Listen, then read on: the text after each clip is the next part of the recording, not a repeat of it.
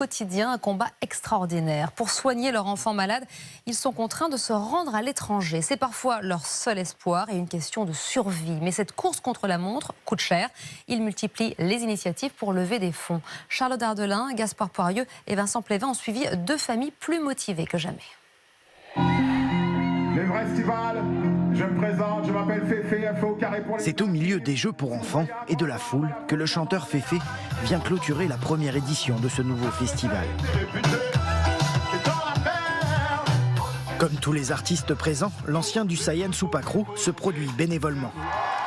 Derrière ce festival, qui a tout d'un grand, avec son armée de bénévoles, ses multiples animations et ses équipements gracieusement prêtés, il y a un couple, Aurélie et Jean-Marie. Ça va. Ça se passe bien? Ouais. Il y a du monde? Bah ouais, regarde, le maquillage, C'est plein? il est plein. Il y en a assez?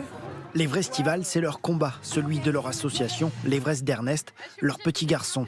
À 5 ans, Ernest ne parle pas, ne tient pas debout et est sujet à des troubles du comportement. Il souffre d'une maladie rare et peu connue, l'IDIC-15. L'Everestival, c'est offrir une belle journée conviviale, sympa, familiale à plein de visiteurs. Et ça nous permet surtout de récolter des fonds pour financer des thérapies, en même temps qu'on participe à la notoriété de notre asso et de nos actions. Quelques jours plus tard, nous retrouvons Ernest, ses parents et sa sœur Rose à la veille d'un grand départ. Les 5 000 € récoltés lors du festival servent notamment à financer les coûteuses séances de thérapie qui apaisent Ernest et stimulent sa motricité. Coûteuses car elles ont lieu à Barcelone 3 fois par an pendant 15 jours.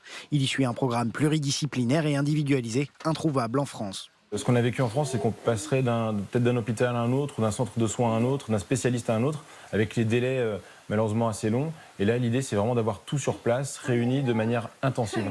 Chaque séjour coûte près de 4 000 € et n'est pas remboursé.